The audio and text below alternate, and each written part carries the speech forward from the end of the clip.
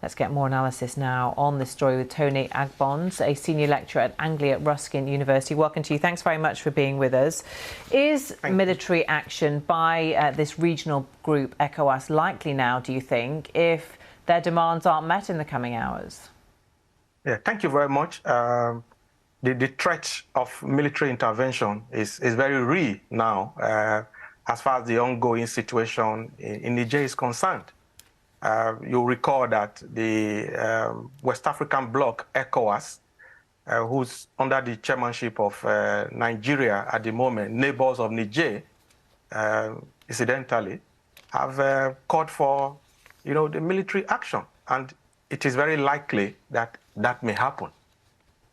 How much support in Niger is there for this military junta and for the elected president to be deposed?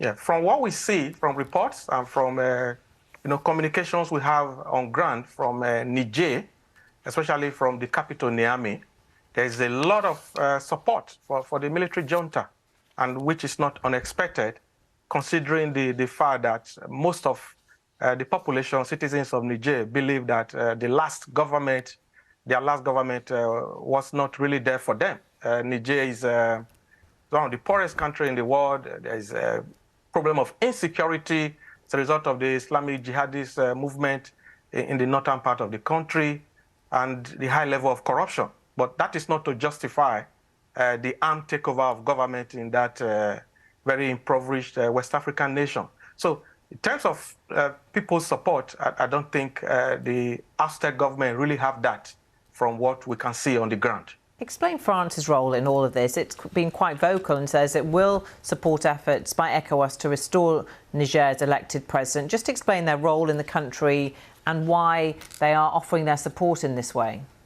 Oh, France has a very big role to play in Niger, and not just even Niger, even in other countries where they were colonial masters in the time past. So there's this huge historical tie between France and Niger.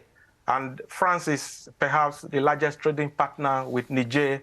Niger is a country blessed with so much natural resources, especially uranium, which we all know powers a lot of the nuclear plant, not just in France, but also in the EU.